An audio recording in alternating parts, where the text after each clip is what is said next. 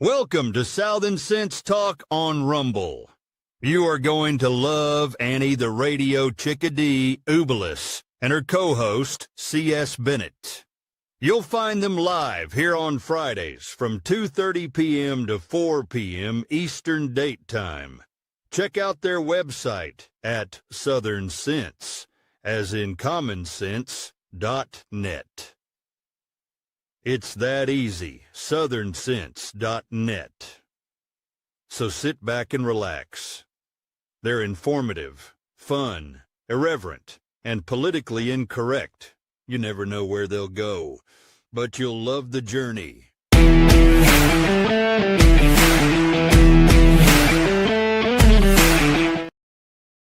Out here, you learn early that true value isn't built on promises or paper. It's built on hard work and independence.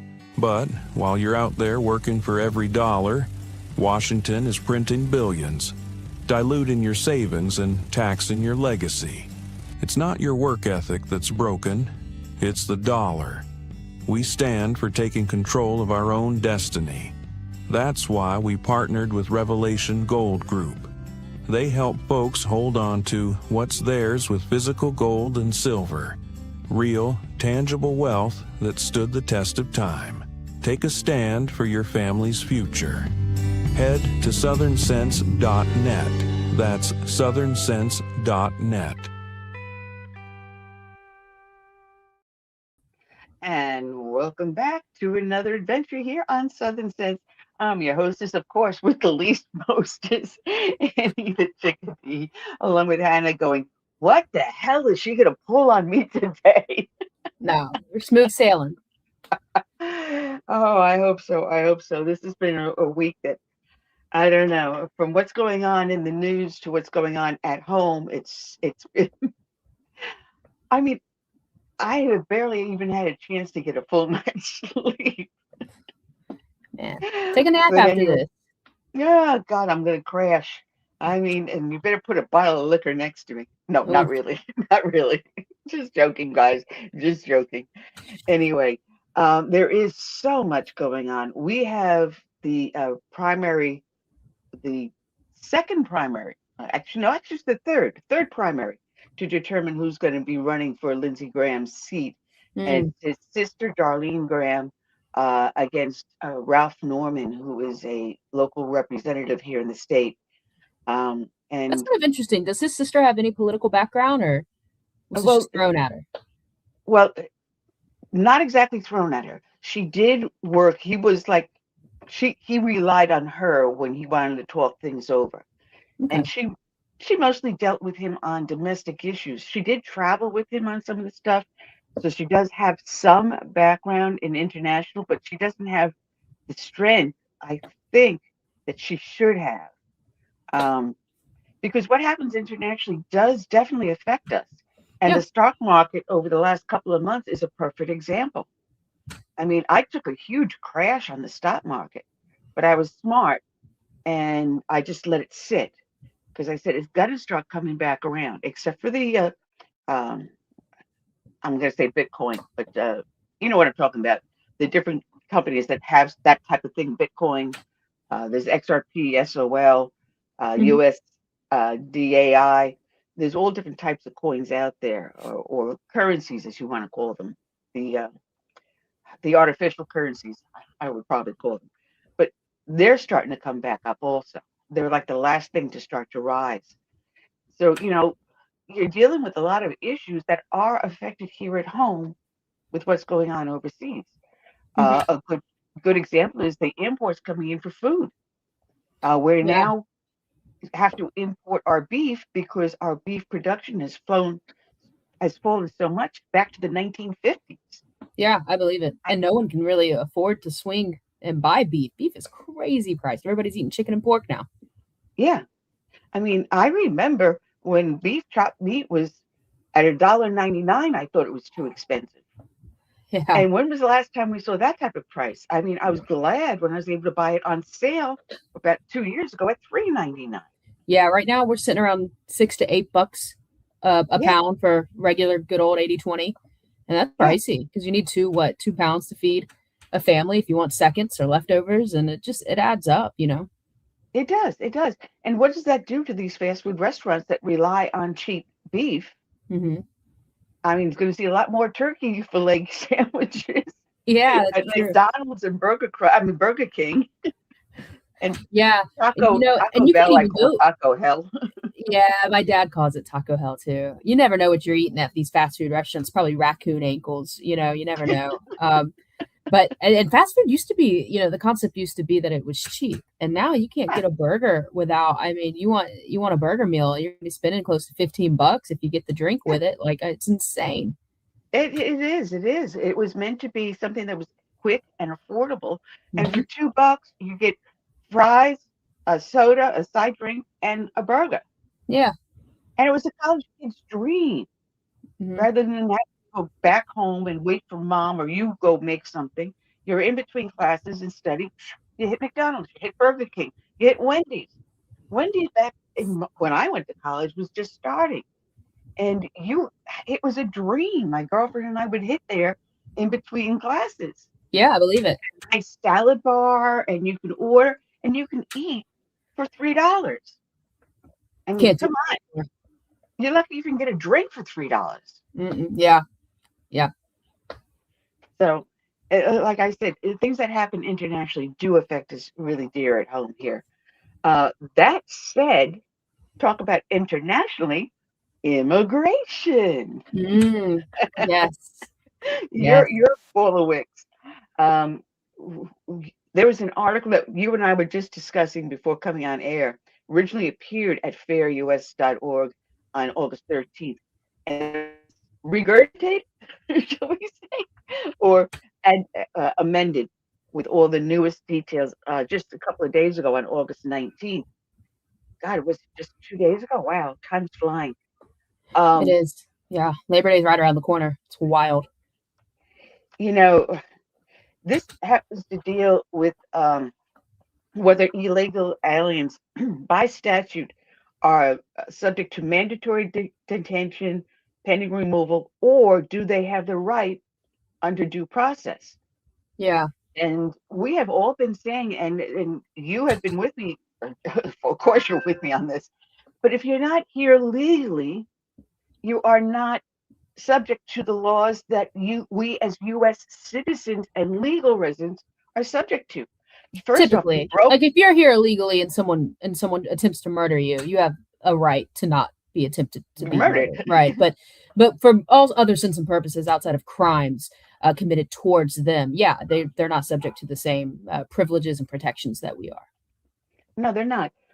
Like I said, they came here first and foremost illegally, so they broke the law to do it, and now they get taken into custody for being here illegally, and yet they demand due process.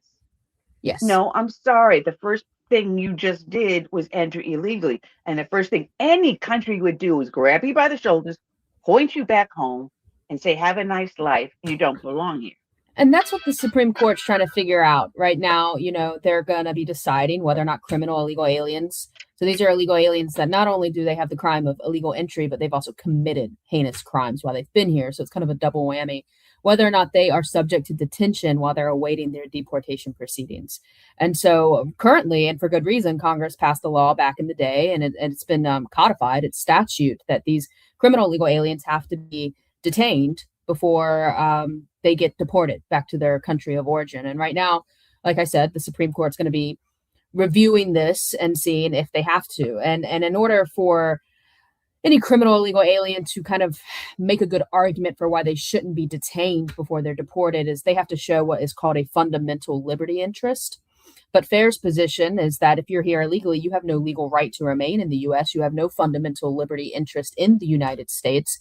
And then also, something I feel these illegal aliens tend to forget is that they can stop fighting their detention at any moment, and they won't be detained anymore. We'll simply take them back to their home country. So if they don't like being detained, stop fighting it and let us take you back. So they're not detained against their will. They actually chose that option. Most people, when they're caught up in a crime or something and they're here illegally and they're like, oh, you got me, and they don't fight it, they go back to their home country. But we do have a lot of them that fight it. And then so they're detained for long periods of time because they have deportation proceedings. They don't have to go through that. They can just leave. And so, yeah, it'll be interesting to see how this plays out on the Supreme Court level. We at FAIR, we filed an amicus brief in favor of what the status quo is, what Congress has codified in statute, and that's to keep criminal illegal aliens detained while they're going through their deportation proceedings. Now, stop me if I'm getting this wrong, but the idea of going into detention is then to present your case for staying within the United States. Say, for example, claiming amnesty, or any other issue that would be acceptable and allow you to remain here. Mm-hmm.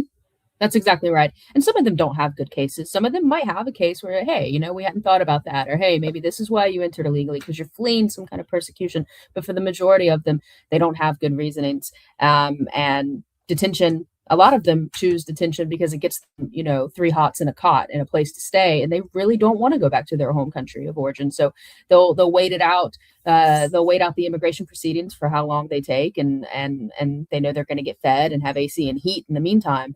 But they still got to go eventually. And anybody who doesn't like how long they've been detained can just stop fighting their eventual deportation. And then they can leave peacefully back to their country of origin. Yeah, absolutely. Now I got to apologize because normally I have everything all started up today perfectly. And for some reason on Rumble, we're not getting it to start. That happened last week too. We've been having issues with Rumble, right? Yeah. Rumble and Twitch are the only two. So if you are trying to watch us and having problems, you can go to our homepage, which is southernsense.net, or to Facebook, LinkedIn, YouTube, X. We're really big up on formerly Twitter X and Substack.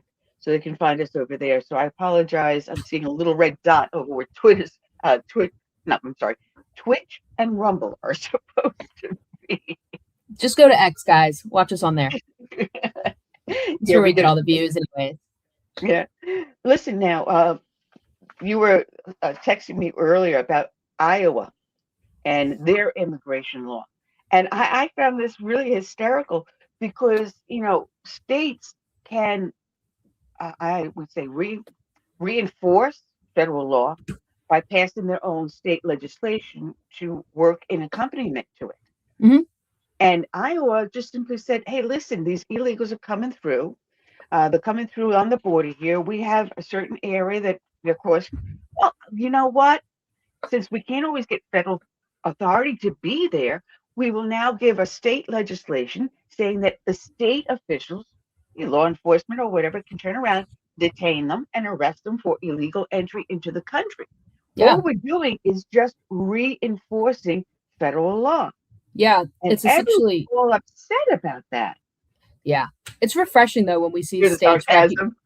No, it's refreshing when we see states realize they have more power than they thought, and they use it for good, right? And because we're so sick of seeing all these sanctuary states, all these sanctuary jurisdictions, we're finally getting a state like Iowa that's doing something for the betterment of national security as a whole. And what you just said, you hit the nail on the head, because illegal entry or re-entry is already, of course, federally illegal across the nation. And so what they're doing is they're saying, hey, we're going to make it a state crime too. So that way, if we catch an illegal alien in Iowa officials can arrest and take that alien out of the country if they make it easy for them to do so. And so what you said is right. They're kind of that state law is kind of working in tandem with federal law and kind of complementing it at the same time. And, we don't have a lot of federal immigration authorities. We don't have a lot of ICE agents or CBP agents. They're overworked and underpaid, and they're doxxed and they're attacked. So anything that state and local law enforcement can do that gives them the power to assist federal immigration authorities is always a great thing in my book. But of course, Iowa is being sued. So we'll have to see where that goes. Not everybody agrees. Well, this one I found really, really interesting. And this is one you didn't send me. So I was ahead of you. This was posted up on fairus.org back on August 14th. And it deals with the U.S. Court of Appeals in the Fourth Circuit in a ruling in favor of Department of Homeland Security. And they declined to rewrite the immigration law that would provide a large incentive for marriage fraud. Yes. Yes, I know a little bit about that one. When you look at all the fraud in our immigration system, our legal immigration system as a whole, and how many loopholes are in it, it's like it was designed for people to kind of circumnavigate the system and weasel their way in. And marriage fraud is so easy. We have TV shows based on it. Like, what's it called? 90 Day Fiance? Because you come here, you pretend to date, you get married, and then you never see that guy again, and he's got a green card. And so we make it super easy. And so rewriting the laws to make them even easier than they already are makes no sense in my book. And so it was a good decision that was made in the court system that, hey, it's already really lax. Let's not worsen the conditions we're already operating under. The funny part about this whole thing that they're trying to fight is that the aliens that did marry U.S. citizens at some point, they never applied for the green cards. Now, didn't we just recently hear about a woman that was fighting deportation? She'd been married in the United States something like 16 years and never once applied for a green card. It's crazy. That's one of the major benefits of marrying anybody who's an American citizen, is that their citizenship kind of gets handed off to you if you go through the right channels, right? And like, people just not going through with the final last thing and putting the bow on the package just blows my mind. So maybe they actually did marry them for love and not for citizenship. Maybe they did. No, I don't know about that. Having been married to a gentleman that had a green card, he was a refugee during World War II. Mm-hmm. So his parents came here as refugees, and he had a green card. It just, for whatever reason, his citizenship papers never went completely through. Interesting. It's a long process. It's expensive too. I mean, yeah, but I married him for love. There you go. We were together 30 years, to be honest. And current husband, if he makes it to a third anniversary, is also a U.S. citizen, but a refugee from Cuba. What's up with you and these refugees? What's going on? You got to type. I don't know. But wait a minute. The first one was a U.S. Marine. Okay. So your type is like tall, dark, and handsome and fleeing their home country. No. Only one was tall, dark, and handsome. And it was not the Marine. That's so bad. Maybe you're slandering him. Yeah, but I had superior firepower at home. Oh, I bet.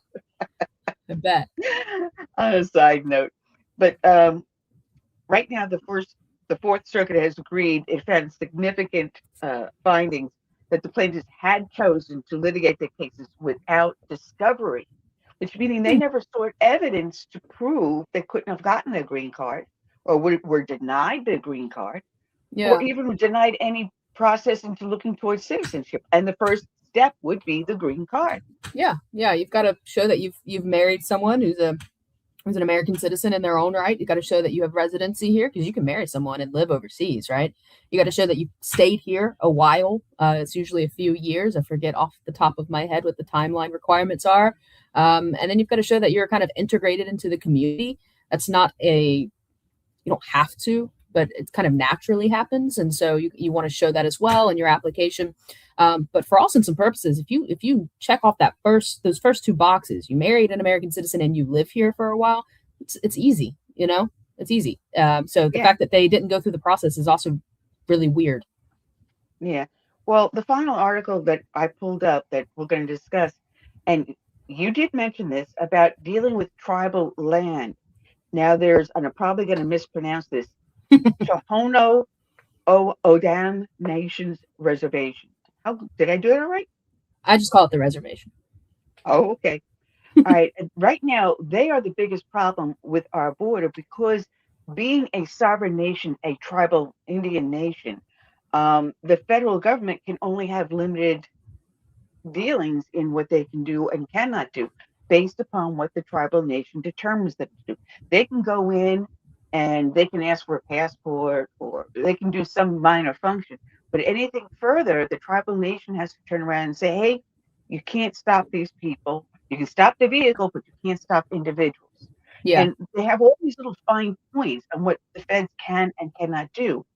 And consequently, the Mexican and South American cartels have found a loophole into slipping into the United States through the tribal nations. Yeah. Not a lot to do with it.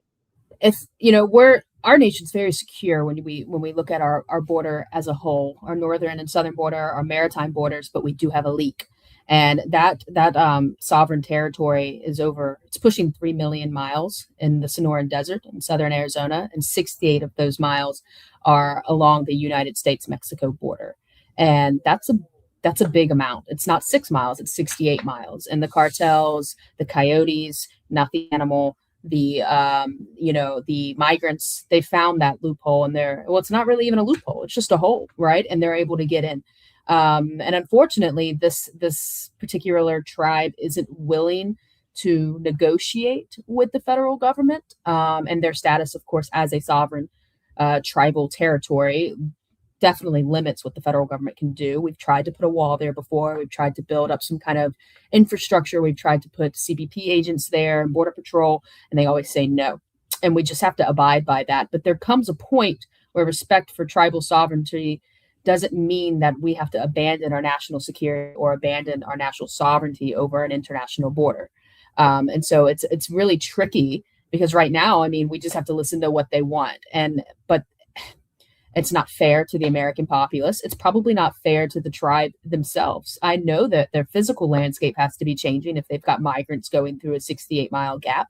I know that there's probably drugs on their reservation because of the coyotes and the drug cartels. And so putting something there to plug that hole only helps both sides. It helps them and us at the same time. And it's unfortunate that there doesn't seem to be much wiggle room. And like I said, it really brings the question, when does their tribal sovereignty trump ours, and what can be done about that? And so right now, I don't think there's been any movement. I know there's other legal cases floating out there in the ether of certain tribal lands and that kind of thing against the federal government, but no one's taking this specific case to court. And it'll be really interesting if and when it ever does, because I'd like to see how that plays out. I want to throw a little monkey wrench in here now, because here you're dealing with the sovereign tribal nation, subject to their own laws. Yet somewhere along the way, they do have to adhere to some of our federal laws. So if we can trace the Benjamins and find it's going to the tribal council, the leaders, can then we prosecute them for illegal drug distribution or accepting of bribes or somewhere along the way, and maybe turn the tables on them? I'm just throwing it out. People. And I don't want to say it incorrectly, but I think they also have their own version of the tribal court system. And so if we can prove that there's fraud and, tribal community members are turning blind eye to the cartels and getting kickbacks because of, peddling drugs into the country, then I think there's a case to be made either in the tribal courts or in the federal courts, or even in the Arizona courts, because the tribe is mainly in southern Arizona, that something could be done about that. Now, I haven't seen any suggestion or investigation into them being wrapped up in any fraudulent schemes, but that doesn't necessarily mean that they're not. I mean, someone's benefiting, because what are they benefiting from? They've got people going through, they got drugs and migrants going through this 68-mile border that they share with Mexico. We're trying to fix that. What are they gaining by saying no? So you might be onto something. Yeah, I guess it's the cop in me. That, yeah, I ask those questions. I ask that question. That someone has to be benefiting in order to allow this to occur, because along with the drug trafficking, you also have the human trade too. So this is going on their land. It really bothers me, the fact that I see this and there's no way for us to stop it. It could also be that no one's benefiting from it. Let's just say they're not. And let's just say that they're so anti the Trump administration that they just don't want to do it because he wants it to be done. We see a lot of people, they could just be operating like obstinate toddlers. They could just, and then you have the pendulum swings, and you have a leftist in the administration who has some common sense on immigration and wants to do the same thing. And they might say yes, just because they're a left-leaning president. And so it could be something not so fraudulent, but more so just pure obstinance to the current administration. It's one of those two things, though. It has to be.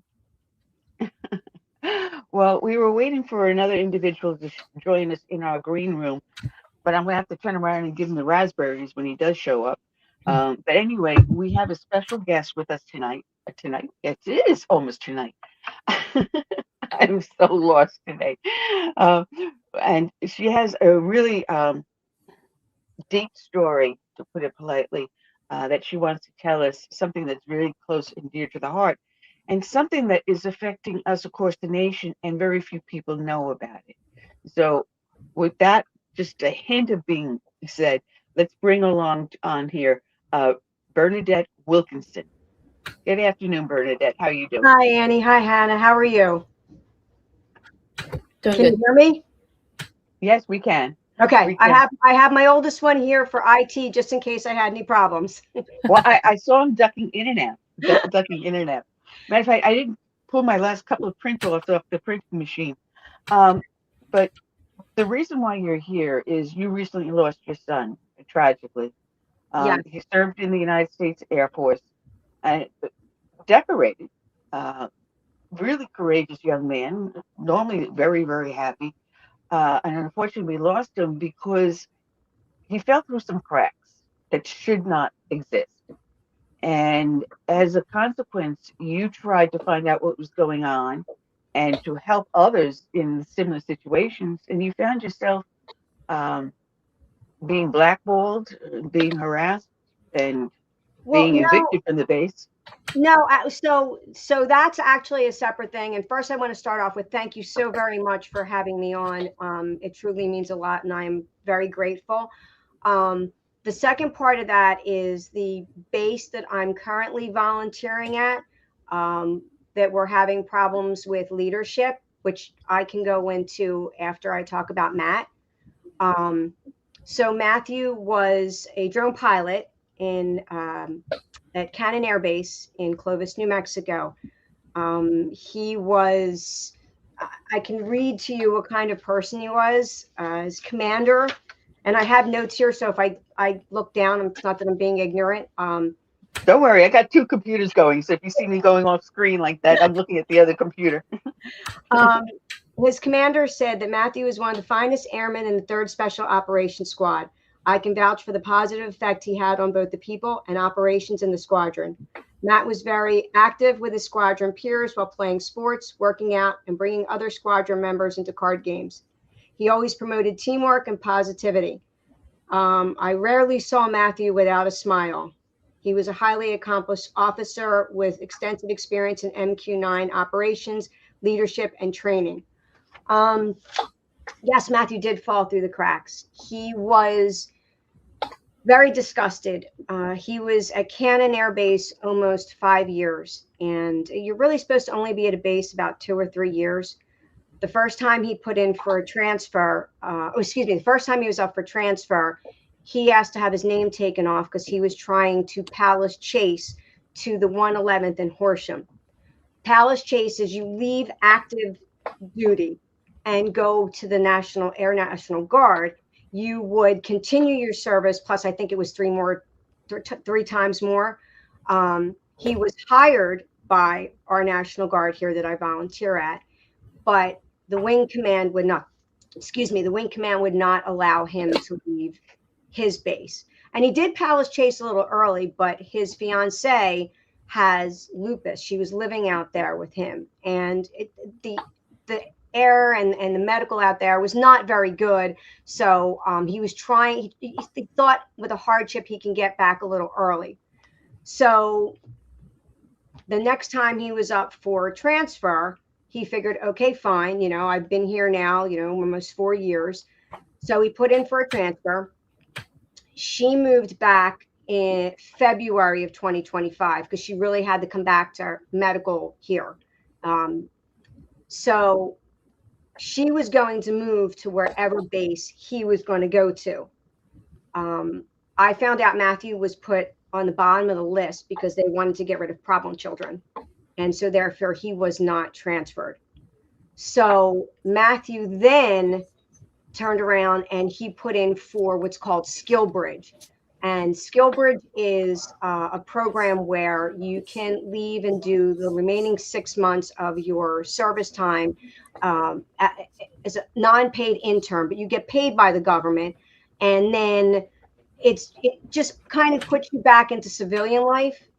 I don't know, as far as I know, he was coming back in October, but I don't know if they did anything, if Wing Command put any screws into that I can't answer. But Matthew was disgusted. He really was. He was just disgusted with back office Wing Command. I mean, his leadership was amazing. They were wonderful to him. They loved him, all of them. He had no problems whatsoever. This is bad leadership at the top level. So he was coming home in October. In June, he said something really stupid to his fiance, which scared her. She asked him how his day was doing, how work was. Well, you know, people have asked you how was work. But Matthew turned around and said, can't you just ask me how I am? Because he was done. Do you know what I mean? Like he was just disgusted. And he said, you know what, my dear, I bet you don't care that I had the mechanical end of my gun in my mouth. Now, I think he just said that to, like, you know, push a point across to her that, look, you know what, just ask me how I'm doing. I'm a person. Stop, you know, lumping me in, you know, with work. And it scared her. And she did the right thing. The military says, see something, say something. And that is the right thing to do. But what they did next was wrong. They put Matthew on an antidepressant, which they never should have.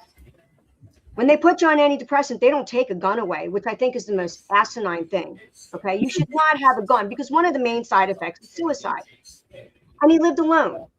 So you don't look at the whole picture. You don't see this young man is coming home soon. He said something stupid, which he mentioned a gun.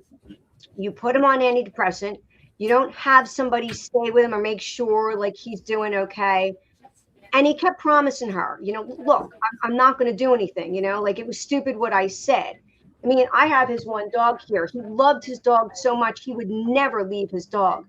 But the one night his head was clouded. And that's when he made the first irrational decision in his whole entire life. That kid was like Spock. He was the most rational person, but he couldn't think clearly. And he just felt that, you know, whatever was going on, I think they had a fight. There was no other way other than to get out of it that way. And like I said, it was the antidepressants. And if that gun had not been there, then I would have my son. He was coming home in just a few months. Well, we're joined by the one and the only C.S. Bennett, my former co-host.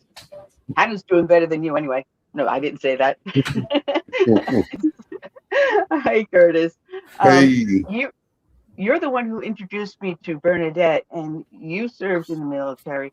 What I find amazing that there is no form of services in NYPD. We had psych services.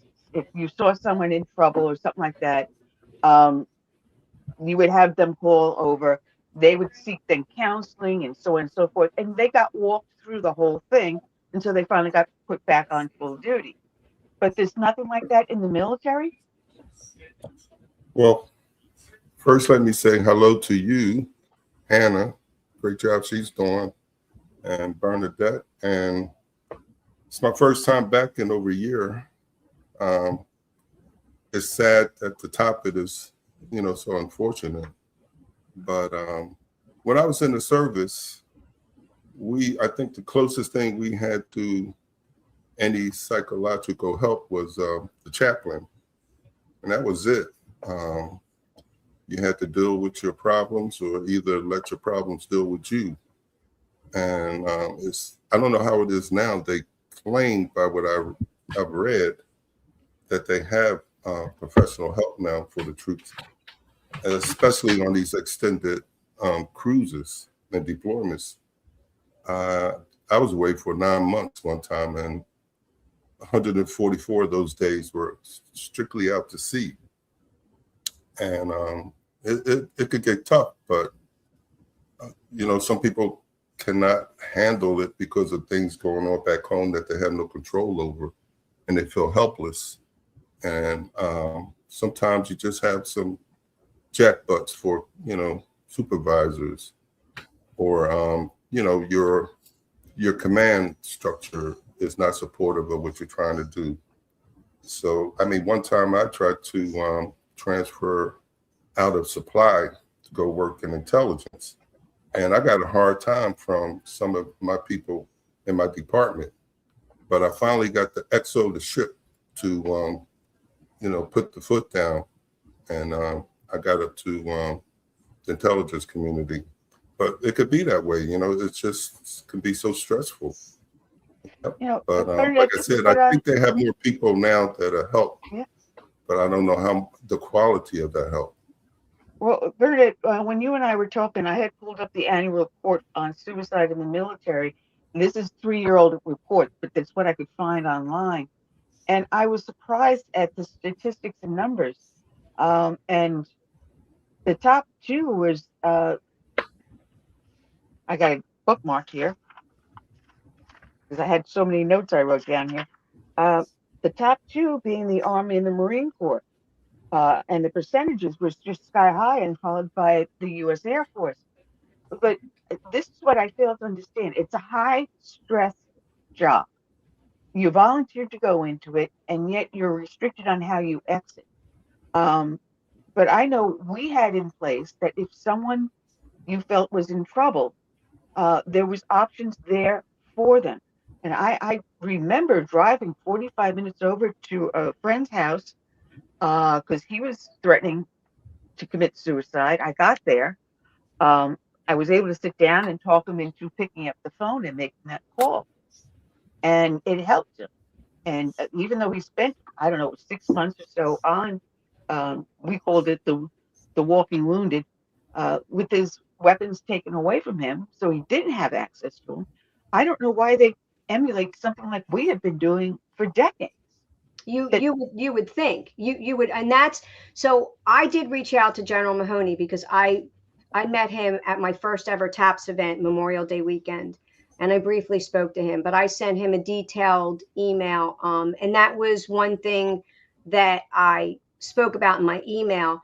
I also said that instead of having someone, one of the command staff do their, check the box yearly suicide talks, which now apparently from what I've seen online, and I think I sent you a picture, the Air Force is going to AI, which blows my mind. But I suggested to General Mahoney that you have a Gold Star family member get up and speak to the service members. I think if you had something more personal where they saw the ramifications, of the after effects, it would mean something. Because think about when you're on a plane, okay, and you have the steward or the stewardess, they give you the safety spiel, okay. You've heard it so many times. What do? You sit there, it goes in one ear and out the other. But if you had something different and you had a Gold Star family member speak to the men and women, it might resonate a little better. And one of the things I asked the OSI officer I spoke to, actually, it wasn't I asked, I said to him, I need to find out how many of these suicides are antidepressant related. And his exact answer was, ma'am, more than you'll ever know. That's scary. That is extremely scary. In 2023, 523 service members died by suicide. That's in 2023. 42 were on a mental health diagnosis, 44 with relation problems. And this, I found 29% with administrative or legal issues. Now, as I understand, this one Air Force base, and it's not the only Air Force base, but it seems like there's several of them that, if you're there beyond 3 years, you're like in purgatory. Yeah. And you just, they are the worst bases to be on, listed at the bottom of the rung. That's canon there. So there was a young airman, Ryan Stevenson, who committed suicide 2 years before Matthew, and it was at Cannon Air Base. And his father, Sean, who I become friendly with, his wife, Sean was in the Air Force for 30 years, and his son went into the Air Force. And Ryan was getting screwed like Matthew with the transfer and stuff like that. So anyway, Ryan left a suicide letter, and in his letter, he detailed the bad leadership, and it's online. His father had put it up online, and I read it, and I was horrified because I did not know. And I wish to God I would have known that the suicide rate was so high in the military, because I would have made it a point. I mean, Matthew was, like I said, he was very well together, very logical, he wasn't an introvert or anything like that. So if I didn't hear from him, I never worried, because I knew he was busy and he had a great support system. But if I had known that there was such a high rate, I think I would have just made it a point to leave him a message every week. That's Ryan. Yes, that is Ryan. Yep. I did save it. I did put it up. Matter of fact, these are some of the Reddit posts that his father and others had put up there on them, talking about, here it is, AI generated. This is one I sent you. Yep. You're talking to a machine. How does the machine know how you feel? It's programmed to just for certain tact answers. And if it reads your answer incorrectly, if you mispronounce a word, there's no way of guaranteeing you're going to get the proper help you need. You need a human being on the other end, and someone to supervise that human being so that they are known to do their job correctly. Maybe that human could also misinterpret, mishear. So there's got to be a backup to the backup. Like I said, these are just some of them. And here he was showing, this is the drone that has your son's name on it. It's not very clear, but underneath on the bottom side, it has your son's name on there. That was the call sign Pocket. Yeah. And, here we are, 6 Navy suicides in 1 year at this Tinker Air Force Base. The public is unaware about the amount of stress our military is going through. And that's why I need you and I need others with voices like yours to speak out. My thing is, Annie, I didn't mean to cut you off. I'm sorry. I lost one child that day. Okay. But I gained thousands more that I have to do this for, that I have to fight. His friend who found him should have been off of that base immediately. Okay. They should have transferred him. Like, he should have been a priority. He was supposed to be transferred in March. That young man just got transferred like about 2-3 weeks ago. It seems like they don't care. They were there in the beginning and then boom. But if you don't mind going into what you were saying earlier in the beginning about the base I'm at now. So at the 111th in Horsham, we had 1 successful suicide and 3 attempts since my Matthew's death in August of last year. We have a program.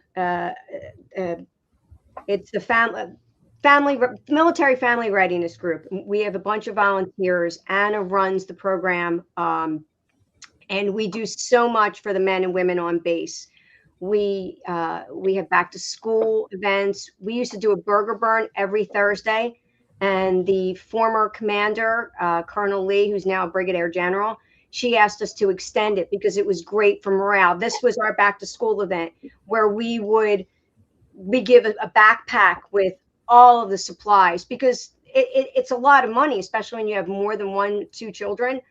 But right now, our base, the new leadership that came in August and October, they banned all of the volunteers, including a Gold Star mother. Why? Well, that's the big question. I had to go in and get a different identification. And that was, so it was January, I think, of last year, they banned them. I think I wrote it down. Hold on. Anyway, I had to go in and get a brand new ID. And when I did, I said something to the security officer. I told her that I can understand why it was 22 a day. And I didn't realize that number is more for veterans. I wanted to wear my son's shirt in the picture. And I was talking to her, and she apparently went to the second in command at the base, Colonel Molina. And I got an email from Colonel Molina the following day. And it was addressed to Mrs. Wilkinson, not even my correct name. And he wanted to meet with me because he said that he was in charge of morale and took his job very seriously. So I met with him, Colonel Post, and 2 others. And basically the meeting was just another check the box. We talked to the Gold Star mother. We listened. I had ideas, I had suggestions, and I mentioned the fact that we had 1 successful suicide and 3 attempts, and it didn't even resonate with them, and that's scary. Why do you think they don't care? Are they going to blame it on like their hands being tied with leadership above them, or do you think they just truly don't care, or just don't have the bandwidth? You know what? I don't really know, because the last leader we had, the last leadership at the base, I told you, now Brigadier General Lee, she was amazing. I mean, I didn't send you pictures of our Christmas event. I mean, the Christmas event was huge. We would get compliments from different military personnel that came from different bases on our Family Day event, our holiday event, our burger burns. They were absolutely amazed at what we put on for our military men and women. And it's for morale. Like, this is important. These men and women give up so much. Their families give up so much. This year, the new command, after they banned the volunteers, they did a family day, and each squadron was in charge of taking care of it themselves. They had to run it, and then their families could come. When you have volunteers that are running this and doing for them, the members don't have to do anything except come with their families and enjoy, socialize, interact with the other members of the service that are on your base that you might not get to see. And that was the same with the burger burn. It was a morale booster. You would think that other military, establishments or installations, would want to do things like that instead of our base, dismantling it. I mean, it makes absolutely no sense. Bernadette. Yes. At any time on this tragic situation with these young men and I'm sure women committed suicide, has any congressional members been notified about this, and what was their response? Yes. So thank you for saying that. And hold on, let me look at my notes, because I did write some things down. Okay. So these are the people that have been contacted. I told you I sent an email to General Mahoney, Senator Fetterman, Senator McCormick, Governor Shapiro, General Nordstrom and his wife, General Bennett, the National Guard Bureau, General Pippi, and General Kadaka, and still nothing has been done. And not only myself, but Anna, who runs the, it's the Military Family Readiness Group, but now it's called the Key Spouse Commanders Key Support. If I got that correct. I'm sorry, my mind is all over the place. Anna's husband, Jeff Richer, is a retired colonel in the Army. He has reached out to these people. They reached out to, like I said, the National Guard Bureau, and let them know what is going on. Anna has not been to a staff meeting since the new command took control. And she was always in a staff meeting because she had to plan our different events, get involved. She has not been involved in any staff meetings. One of the things I said to them when I met them is they haven't even spoken to her, nor Jenny, who runs the Friends of the FRG. She's a retired chief in the Air Force, and she runs the nonprofit for the base, or for the base.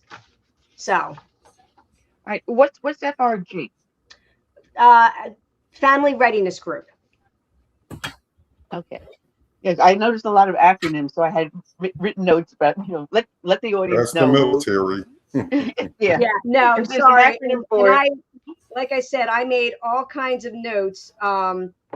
So I'm trying to make sure I hit everything. So let's see. It's kind of like a double-edged sword that you want to attack it with. You want to look at leadership and see what they're doing for their troops and their soldiers, and see how involved they are. And then on the opposite side of that coin, once they do feel like they need to take a time out, like your son Matt, and say, hey, something's going on, you think being overprescribed SSRIs is what you're saying. You think they're being overprescribed, like they're getting like a brain fog or something from like the drugs that they've been given? Is that kind of what you're also saying?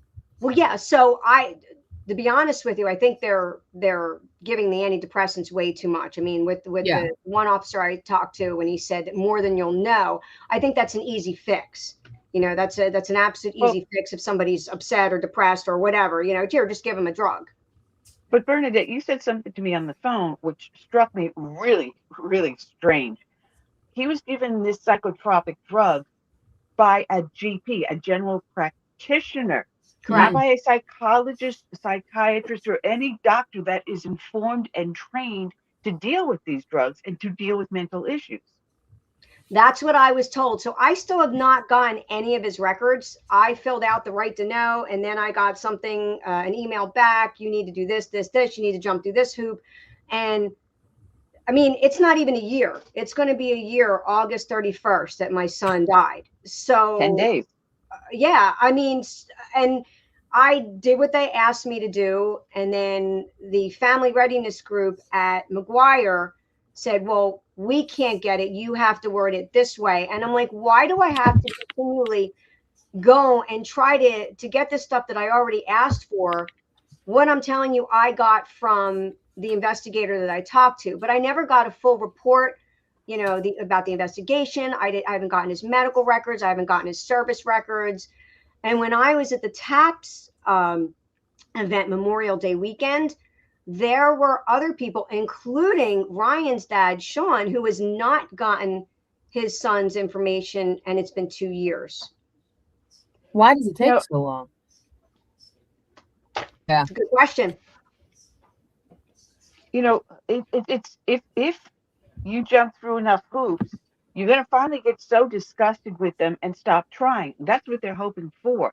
Mm-hmm. And you had mentioned some of the pictures that were taken. And I asked, there's got to be a picture somewhere of the bottle. You know, if you're collecting evidence, it's one of the things you do. When you bag and tag, you also take a picture. So and they have not even released that to you. No. And what I did, so when I spoke to the gentleman the first time he called me, and he started explaining to me what they have to do, they have to send the gun for ballistics. I said, first of all, let me tell you, my father's a retired Philadelphia detective. He was on the force for 28 years. So I know what you have to do, which he kind of was relieved that he didn't have to explain everything in layman's terms. And the one thing I said is, do you have the bottle of pills? Because somebody had told me that there was a bottle in the apartment.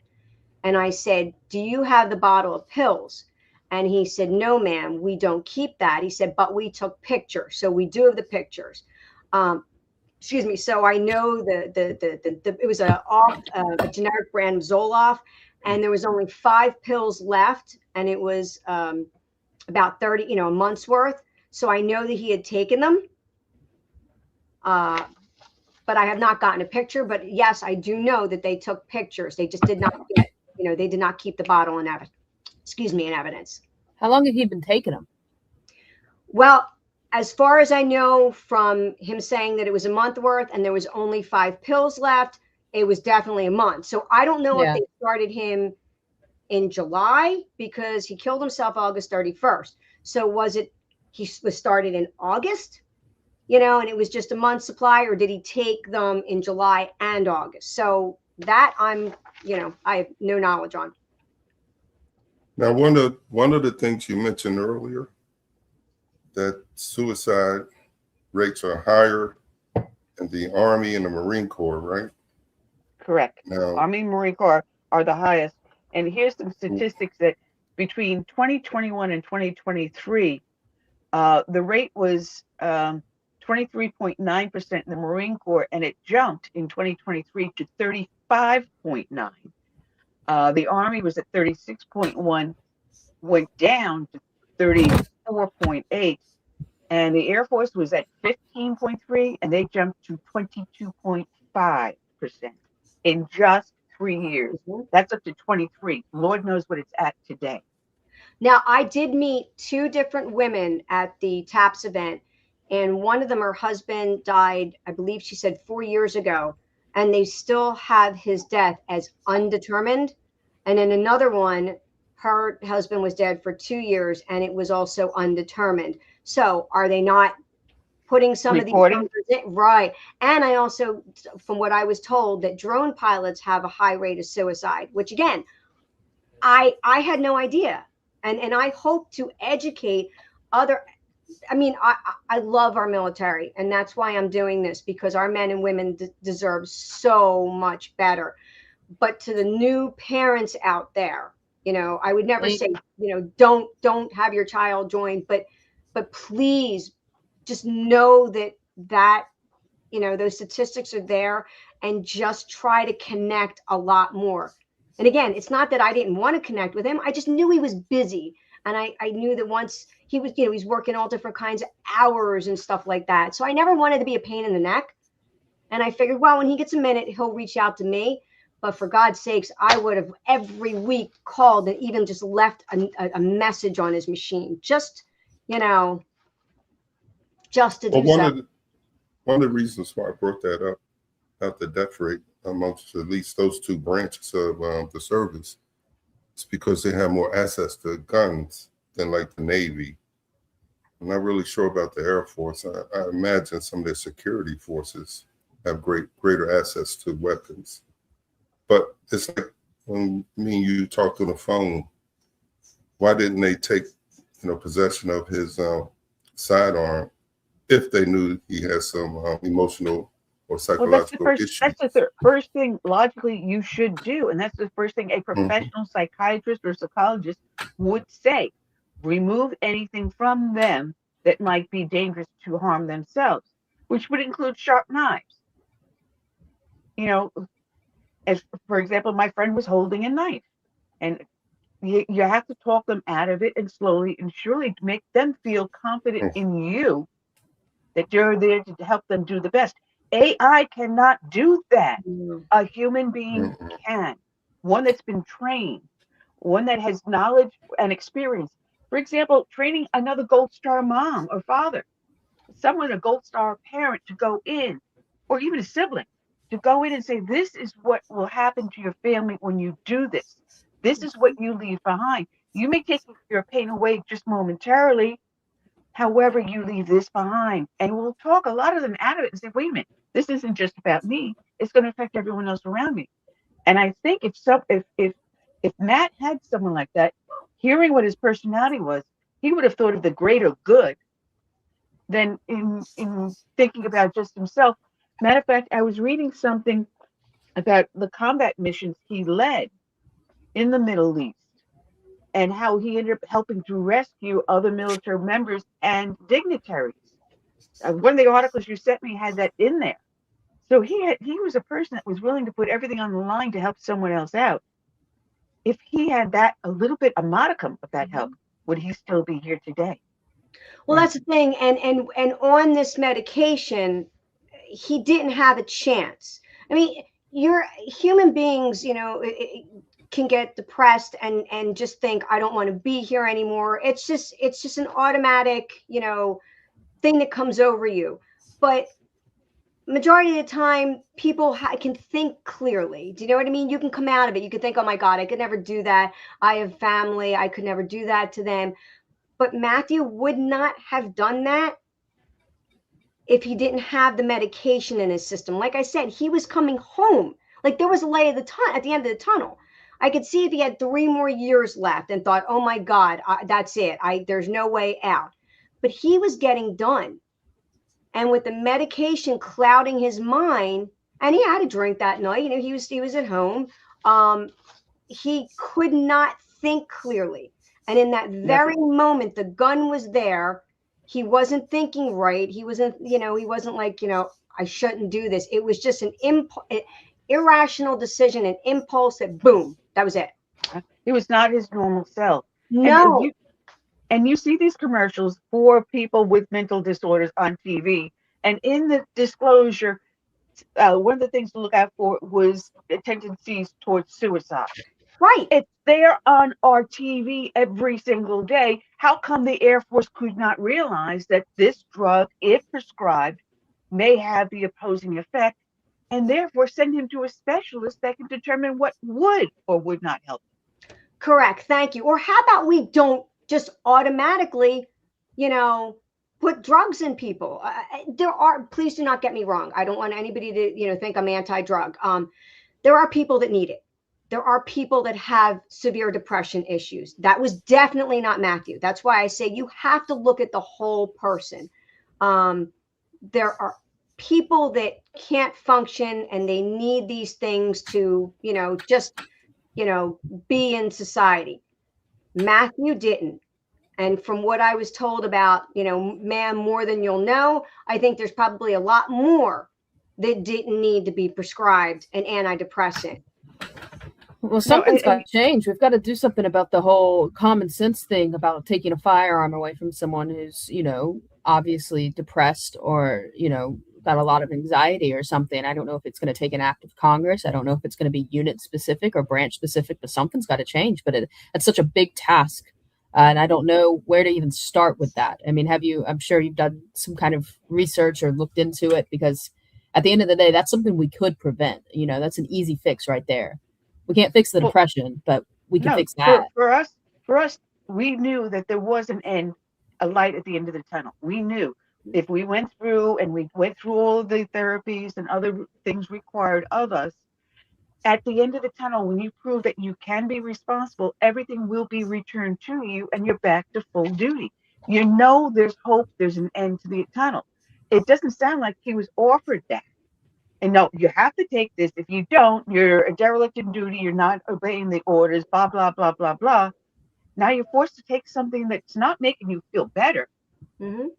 And who do you talk to? He had no one to talk to. I mean, I don't know who knew that he was on it. Again, I don't have any of his records. He had a great group of friends. He really did. His friends and his immediate leadership, they were just amazing. I keep in contact with them. They're wonderful human beings. They loved him. And some of them even still call me mama. They're just the kind of people you want around you. It's the back office wing leadership. And I did see that there was New Mexico, there was two, and I did not read the whole story, so I'm not going to, go on too much. But let us see. They were relieved of duty. Yeah, I remember seeing that article you sent me, but it's somewhere in the back here. It's got to get the fog out. But that's the thing. Like here, the base that I volunteered at, you had volunteers. You had 50 volunteers that were doing things for the men and women to help with morale, things that would help, if somebody's down. We also have a food pantry off base, and the gentleman who was in the Navy, he runs it. I help him, and we help them with groceries. They come in, get whatever they want. The military men and women on base can save like $300 a month. I mean, these are things to take some of the pressures off. And yet you have this wing command that just bans us, just dismantles this wonderful organization that we have. And again, I told them that there was 1 successful suicide and 3 attempted. It boggles my mind, because you would think that they would want to do more. So therefore, there's, nobody else that feels there's no other way out other than suicide. Well, I gotta tell you, this is how I keep my notes. Well, I'm right there with you. But you were trying to get a meeting together, and your friend, if I have it correctly, was Jerry Davis. So Jerry is a Marine. I used to say was a Marine, and then he corrected me and let me know, no, once a Marine, always a Marine. Always a Marine, yes. Yep. So yes, when Colonel Molina reached out to me and wanted to meet with me, since he took his morale job seriously, I said that was fine, because I'm not afraid to meet with anybody. But I did state that I wanted Colonel Post, who is the wing commander, in the meeting, and I wanted Jerry with me, because Jerry, A, I wanted backup, B, I wanted a witness, and C, I wanted somebody with military background, and Jerry's an amazing human being. So yeah, Jerry was with me in the meeting. Well, it's funny, because as I read down the line, you made a notation that Colonel Molina said to you that you had absolutely no trust in him. Oh, yeah. I see. I read everything you sent me. So yeah, so during the meeting, because I started off with letting these gentlemen know that I showed them the letter that Matthew had done, one of the assignments. I wanted them to know my character. And I started the meeting by saying, gentlemen, I'm not afraid of anybody or anything other than spiders. So when we were talking, she's agreeing. I'm being honest. We were talking, I told them that, you know, they needed to investigate everything. And again, I tried to bring everything to their attention. You know, they never met with Anna, never met with the volunteers, never met with Jenny. And the only reason why they were meeting with me is because I'm a Gold Star mother. And I made a comment when I got my new ID. So Colonel Molina turned around. He said, well, I know you don't trust me. And I said, no, sir, it's not that I don't trust you. I don't think you're doing a good job investigating. I think you need to put your detective hat on. And he wasn't too happy about that. Mhm. Yeah, but it's true. I mean, reading some of the stuff you have about, you know, Colonel Molina, I personally reading what he wrote to you, not so much what you wrote back to him. I'm going, wait a minute, I'm hearing a lot of double speak here. Mm-hmm. And that's what you've been facing, a lot of double speak. And your son, Captain Matthew Wilkinson, not Wilkerson, Wilkinson, Thank you. would still be with us today. A highly decorated Air Force officer. Had just a little more care been taken to help someone in need. And, you know, you find the statistics that the number one weapon used to commit suicide is a firearm. Yes. And 95% or above, the suicides are committed by men in the age group between 20 and 29. And that's a really high, and he fell into every little thing that says, check the box, check the box, check the box. And no one checked the box. And now, unfortunately, he's not with us anymore. No, and that's a thing that's very, that just completely consumes me is this shouldn't have happened. He should be here. Like this was avoidable. His wing command, were you able, Annie, to see Ryan's suicide letter online that talked about the wing command at Cannon Air Base? Yes, I did. I did. Yeah. I found it very difficult, and so I didn't want to put it up on the screen. People can go to Reddit and just Google the name Ryan Stevenson Reddit suicide note, and they can see the whole postings. And what I did find about what his father and uncle did in Reddit is that a lot of people in the military responded positively. They needed that little extra say, hey, listen, there's someone out there, there's someone that's going to listen. And that in itself may have helped a lot of people back on the path. And this is basically what anyone needs, just someone to talk to that can say, okay, fine. What are we going to do from here and how are we going to help? Exactly. And so Sean reached out to me in September after Matthew died, because he saw on Facebook that Matthew and him had friends, friends that were the same. Like, I guess he found me through that way. And he reached out and we spoke. And then a few months ago, he reached out because he talked to General Conley. And General Conley is in charge of special ops. And Matthew was I'm wearing a shirt, 3rd Special Operations Squadron. He was able to meet with General Conley and a bunch of other military personnel, and the general gave him an hour to speak to these men.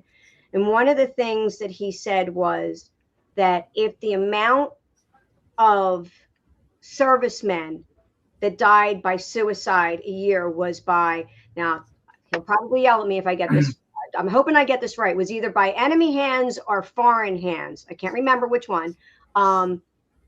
Instead of, their own, we would be at war by now. There would be task force put together. Like they would have, task force to look into this. So it's great that they have this see something, say something, but it's not great if you're not going to follow through or you're just going to put someone on an antidepressant because you don't have enough people to talk to them.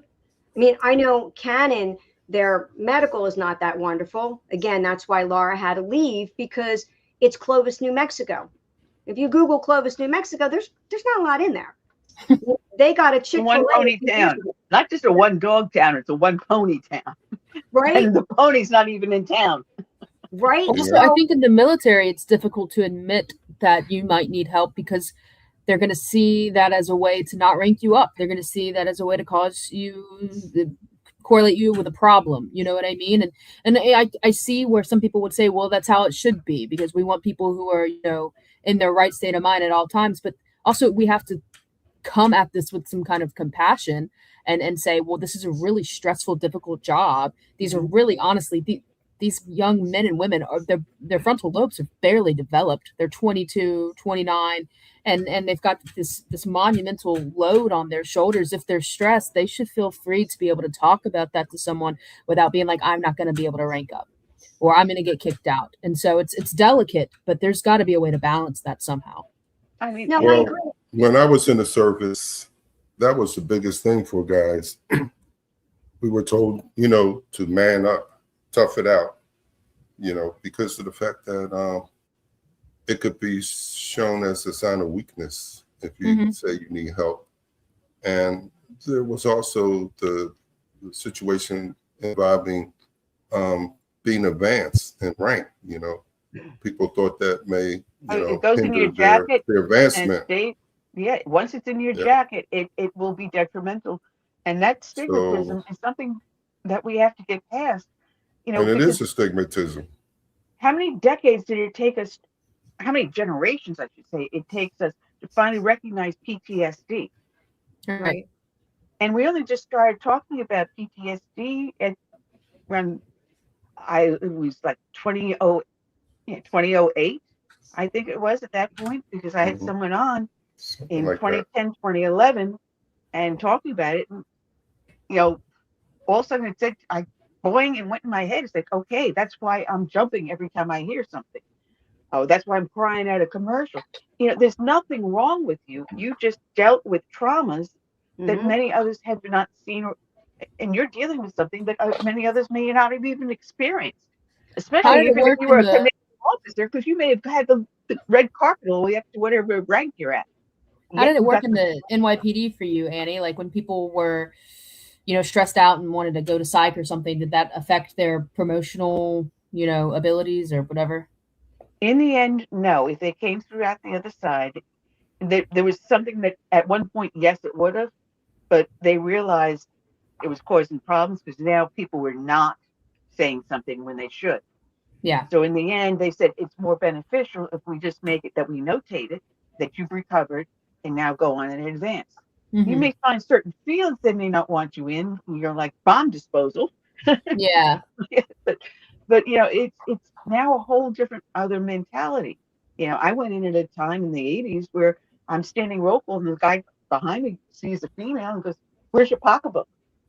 I wanted to hit him with my nightstick. But that was a different mentality, and yet you had to man up as much as the man had.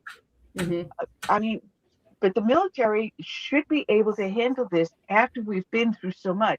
The PTSD we saw in World War I and World War II was phenomenal, and yet we still wouldn't recognize it. What we saw in Vietnam, especially with Agent Orange. I had World War II guys turn around telling me that the guys coming out of Vietnam are wusses. Wait a minute, how can you know what they went through? You know what you went through. You're correct. Each generation faces a different circumstance, new technology, new things you're advancing to. One size never fits all. And the military is good with one size fits all. And somehow or other, people like you, Bernadette, and people like us have to get the word out there and say, it's got to stop. These are our sons, our daughters, our husbands, our wives, our parents. Exactly. And my thing is, Annie, I need one door to open. That's what I'm praying for. I need one door to open because I have reached out to people.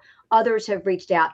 An organization I actually was just asked to be on the board on, and I'm very proud to be a board member, is the Honor and Courage Foundation.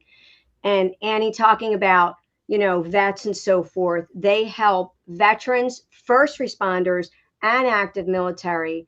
We're having a walk September 12th in Hatboro, and the money that we raise, and Heather's going to kill me. She's the founder of this because I just became on the board, so I'm not familiar with everything.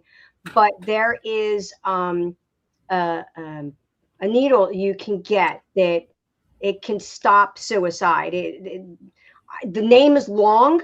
If you Google Honor and Courage, you could read about it. And I know she's going to scream at me, but I honestly don't remember it. It's way too high for my pay grade of a name. But, for a volunteer? Well, she just came to me the other day and asked me to be a board member, which I was so honored. So I'm looking forward to working with them. But this is an injection, and they've done it a lot, and we pay for it. And it's for vets and first responders, and it has helped. She has videos they have a Facebook page, Honor and Courage Foundation. Well, Bernadette, if you can, reach out to her, and sometime next month we'll have her come on. That would be great. It's going to be a bit of a busy month because the last weekend I have a class reunion, so I'm not missing that. But what I want to do is I'll just class of '88. Yeah. Oh, thank you very much. I was already 2 years into the police department and getting ready to divorce my first husband, the Marine. There, you brought him up again. He must have done you wrong. No, hey, listen, I'm on husband number 3. I can't be doing too bad. I think you're the common denominator, Annie. But anyway, I just want to take about 3.5, 4 minutes just to play this one video I put together for you, Bernadette, so that people can get to see and learn a little bit more about Matthew and who he was. Oh. So try not to cry too much because I had my husband crying. Here we go.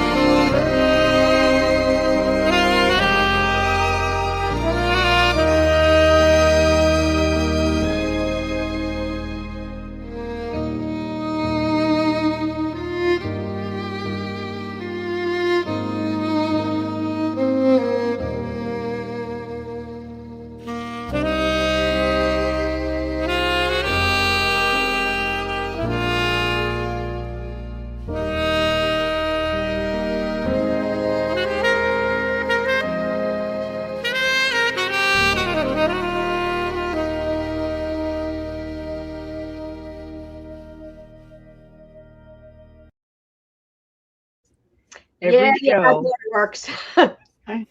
every show, we do a dedication to a fallen hero, be they a first responder, member of the military, or special patriot in our nation. And today's show is going out to Air Force Captain Matthew Anthony Wilkinson. He was a pilot in the 3rd Special Operations Squadron in Cannon Air Force Base in Clovis, New Mexico. His end of watch was August 31st of 2025. And we have with us his mom, Bernadette, a Gold Star mother. I hope He I was did always honor to him. smiling. He Always was. smiling. So the picture with him, my daughter's wedding, we had the most beautiful wedding, March of 2025. And her and Matthew, she was in several of the pictures, were very, very close. They were like 17 months apart. And Matthew was in the wedding. So we had this beautiful wedding in March. And then we had this unbelievable funeral in September. I mean, it was crazy. And the young girl in the picture, the one picture at the wedding, the blonde hair, is his fiancee, Laura. They weren't officially engaged. He was waiting to come home to ask her father. He was old school.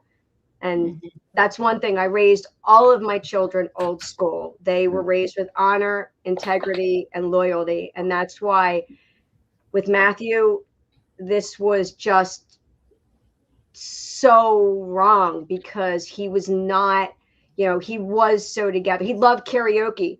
You saw him with the karaoke mic, and Pam and him did an impromptu song to Billy Joel's Piano Man at Pam's wedding, which was amazing. But that was him. He was always happy, always just, doing. He looked happy. He was a really good looking guy too. And he looked like just a light in every photo. He just was shining like a light. So it's sad. It's really sad, actually. Yes. So how's his girlfriend doing these days? I know she probably felt some guilt. She's coming along. She had 2 therapists. I think she still does. And she comes over. So Matt's Aster, who was in the background line here. Hi, Aster. Aster. She see the head go up. There she is. Oh, there you go. There you go. You're a beauty.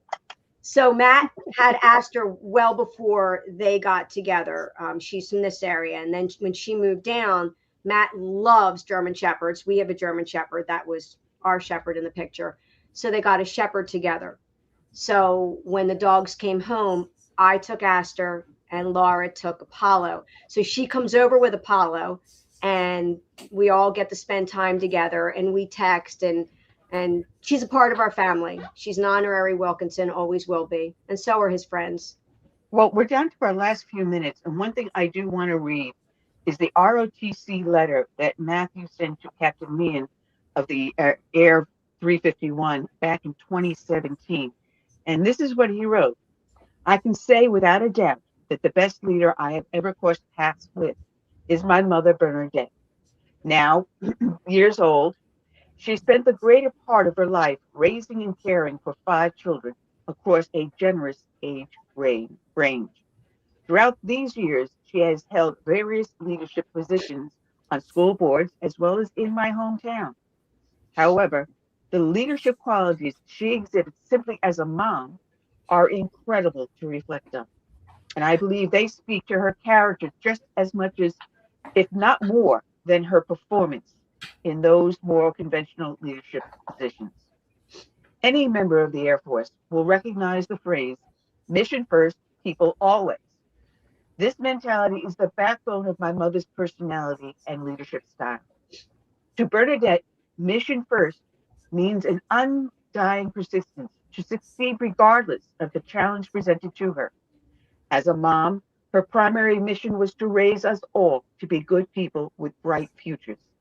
But she did much more than that. As a child, I would witness her fight for what she wanted, and more often what she believed in, on quite literally a daily basis. She doesn't waver at the thought of challenging someone when she knows they are causing harm, regardless of how great or small that harm may be. When many parents were afraid to challenge corruption that was taking place in the Catholic school we went to as kids, she stood up for those who wouldn't stand up for themselves. She makes herself heard and refuses to let obstacles discourage her from completing a task. Her favorite phrase happens to be, I won't let this thing beat me. People always is even more relevant phrase to my parents' character, my mother's character. I can personally attest to the amount of effort she put into her children's well being, very often sacrificing her own joy or comfort to make our lives just a little better. The epitome of this characteristic comes in the form of her decision to stay home and raise her children right, even when she had dreams of becoming a member of the police force. I cannot think of someone who has sacrificed more for others than my mother has for us. While a stay at home mom may not be the obvious candidate for the title Best Leader I've ever met, my mother displays all the characteristics a good leader should have, and I believe she is very deserving of that title. Dedication, persistence, empathy, and influence are only some of the words I can think of to describe her personality and leadership style. Such traits are representative of what a good leader should strive to be. And what we see in you here today, Bernadette, every word rings true. You are the tip of the spear, and we're just here helping you move forward. Thank you. I truly appreciate it with all my heart. And like I said, I just need one door to open. I did email the White House. I got a beautiful letter, a personalized letter from President Trump about Matthew. And then I emailed them back and said, that was beautiful. I am forever grateful. I will cherish that. But there needs to be more, that something needs to be done. Letter's gorgeous, but let's go forward. Let's do more. They deserve more. Again, Well, the very phrase, thousands. the very phrase you should be having on the t-shirts with Matthew, Air Force, mission first, people always. They've forgotten the people always. Yes. And that we have to remind them of, people always. Thank you, Annie. Thank you so much. Is there an organization or a website or something that people can find you so we can share it or anything like that? Or I haven't done that yet. I mean, if people want to reach out to me, one of your pictures had my Facebook page is Bern D. Wilk. They could send me a message, or I don't know, can they? I haven't set anything up. This is all new. Like I said, I'm not even here yet. I'm grateful to CS because I called him and said, CS, I've tried every other avenue. I haven't heard back from General Mahoney. Like we've tried everything. And CS said, I'll get back to you. And then and he said, how would you feel being on a national radio show? And I was like, okay, national, global, whatever. And then a few days later, that man texted me and said, here's Annie's phone number. She's expecting your call today. And CS, I am beyond grateful to you, my friend. Thank you so very much. Anything I could do for my fellow veterans. Bernadette, what I'll do is I'm going to take this video and just take out your interview here, and we can turn around and send it to every person you want us to. You just give us the addresses. Okay. However, we could talk about it. And like I said, if anybody wants to reach out to me on my Facebook page, it's private, but I have it set up where I can get messages. Eventually, I'd like to set up something, but everything's so brand new. I can't even get Apple to help me with his phone, and he's on my account. Apple will not. I have to get a lawyer and a court order from a judge, and it's like, so I'm still navigating. Yeah. Well, I wish you success moving forward, and that you get the clarity and the transparency from the military that you're wanting, especially with seeking his records. No mother should have to bury her baby. And so I just, from the bottom of my heart, I want to thank you for being on the show today. And I'm so sorry for what you're going through. Thank you, Hannah. I truly appreciate it. And CS and Annie, thank you for this opportunity. I truly appreciate it. I am honored to be here. I'm so grateful. Well, you know how to contact me. And CS, I'm glad to see you look a little skinnier, but healthy for now. All right. So I'm going to say goodbye to you so we can end the show. You take care. We'll be talking. Okay. Take care. All right. And we're down to our last, not even 30 seconds. Yeah, we're over. We're over by 14 seconds. I know, whatever it is, but we'll be back next week. I know I got someone lined up already. Until then, we'll say good night and God bless.